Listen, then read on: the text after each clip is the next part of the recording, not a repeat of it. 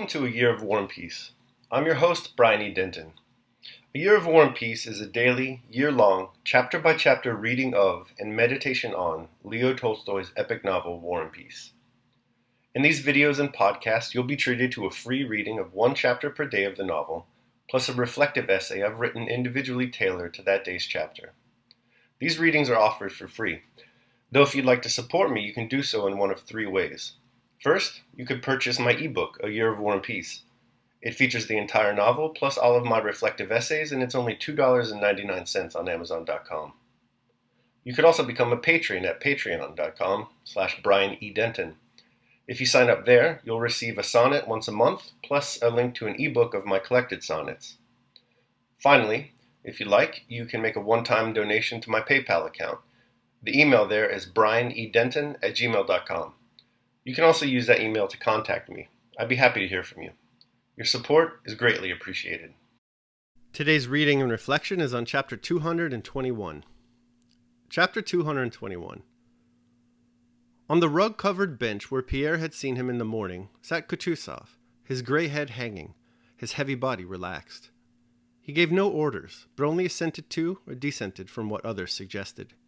Yes, do that, he replied to various proposals. Yes, go, dear boy, and have a look, he would say to one or to another of those about him, or, no, don't, we'd better wait. He listened to the reports that were brought him, and gave directions when his subordinates demanded that of him. But when listening to the reports, it seemed as if he were not interested in the import of the words spoken, but rather in something else, and the expression of face and tone of voice of those who were reporting. By long years of military experience, he knew, and with the wisdom of age understood, that it was impossible for one man to direct hundreds of thousands of others struggling with death. And he knew that the result of a battle is decided not by the orders of a commander-in-chief, nor the place where the troops are stationed, nor by the number of cannon or of slaughtered men, but by that intangible force called the spirit of the army. And he watched this force and guided in it as far as that was in his power. Kutuzov's general expression was one of concentrated, quiet attention, and his face wore a strained look, as if he found it difficult to master the fatigue of his old and feeble body. At 11 o'clock, they brought him news that the flèches captured by the French had been retaken, but that Prince Bagration was wounded. Kutuzov groaned and swayed his head.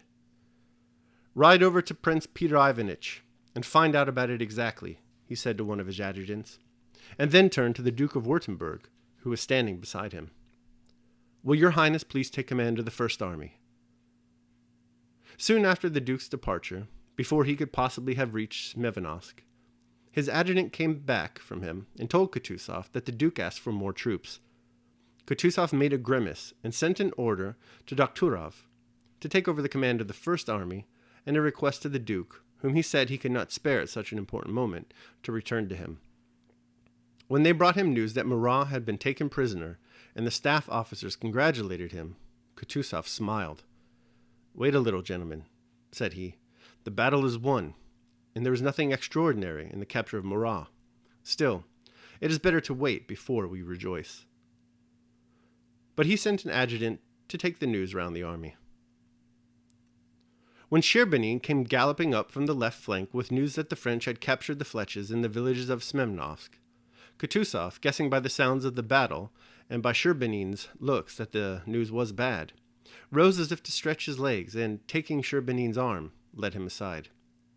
"Go, my dear fellow," he said to Ermolov, "and see whether something can't be done." Kutuzov was in Gorky, near the center of the Russian position. The attack directed by Napoleon against our left flank had been several times repulsed. In the center, the French had not got beyond Borodino, and on their left flank, Uvarov's cavalry had put the French to flight. Towards 3 o'clock, the French attack ceased.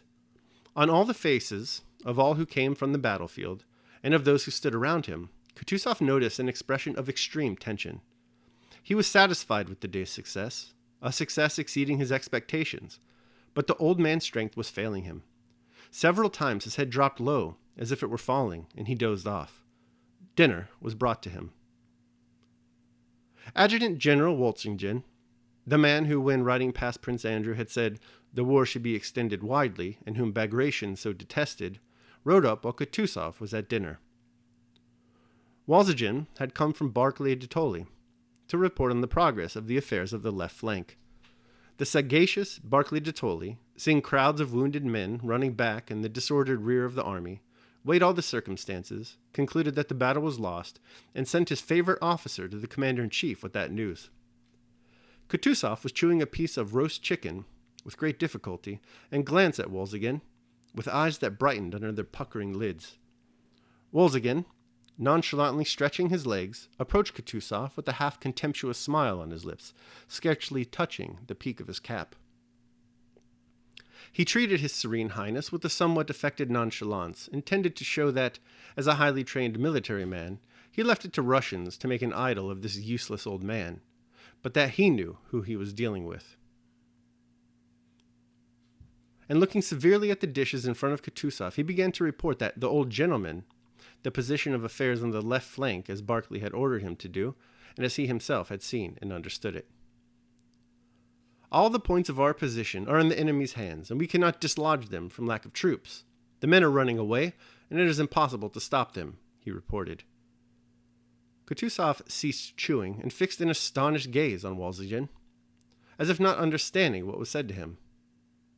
Walsigen noticed that the old gentleman's agitation, and he said with a smile, "I have not considered it right to conceal from your Serene Highness what I have seen. The troops are in complete disorder." "You have seen? You have seen?" Kutuzov shouted. Frowning and rising quickly, he went up to Walsigen.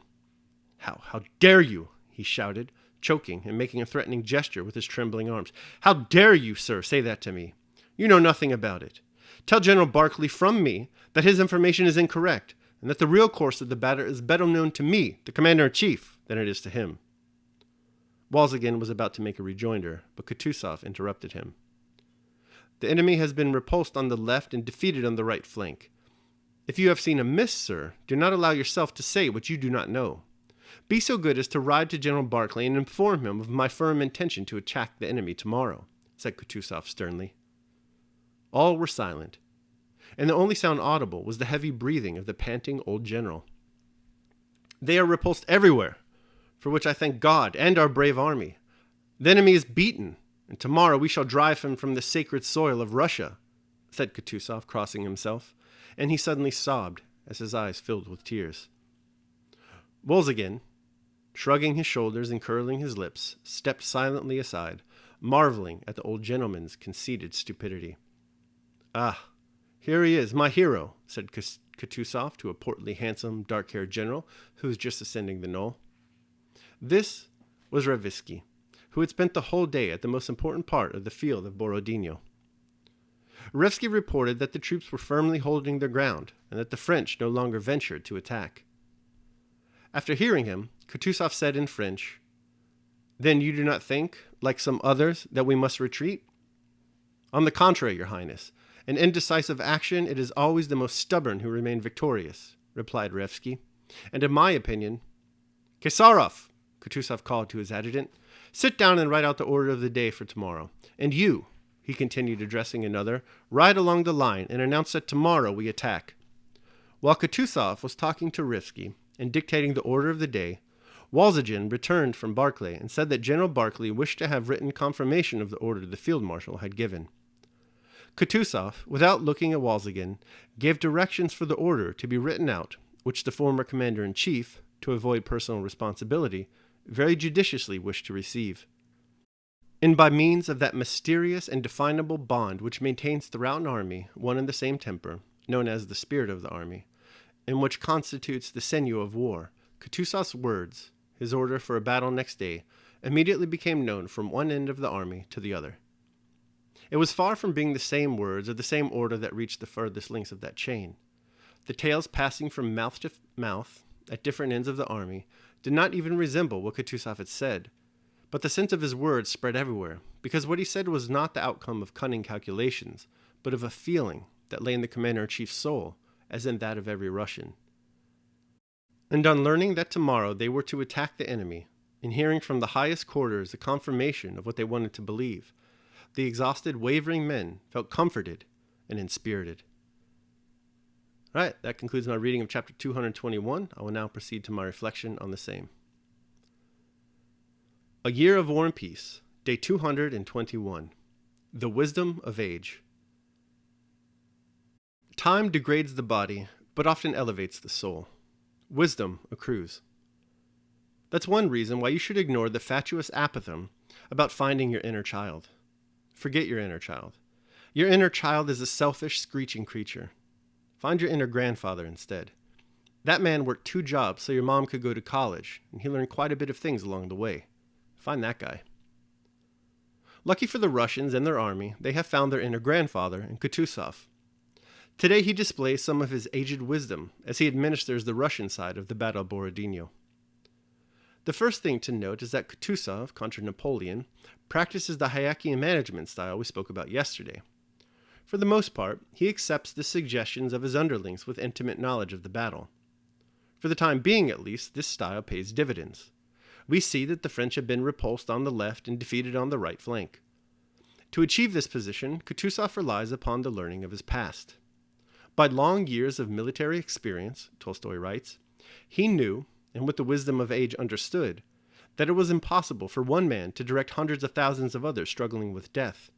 And he knew that the result of a battle is decided not by the orders of the commanders-in-chief, nor the place where the troops are stationed, not by the number of cannon or of slaughtered men, but by that intangible force called the spirit of the army, and he watched this force and guided it as far as that was within his power.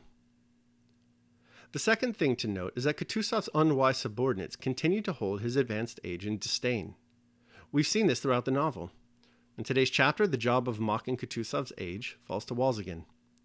Walsingen has his own plans for battle and considers Kutuzov to be a useless old man.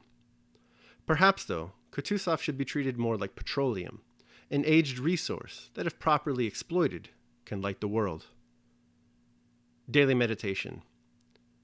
Time, as it grows old, teaches everything. Aeschylus, Prometheus Bound.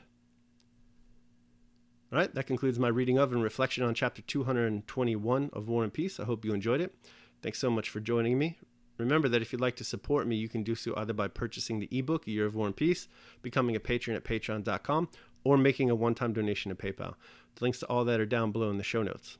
Tomorrow, we're going to be reading and reflecting on chapter 222. I hope you join me. Until then, take care of yourselves and others.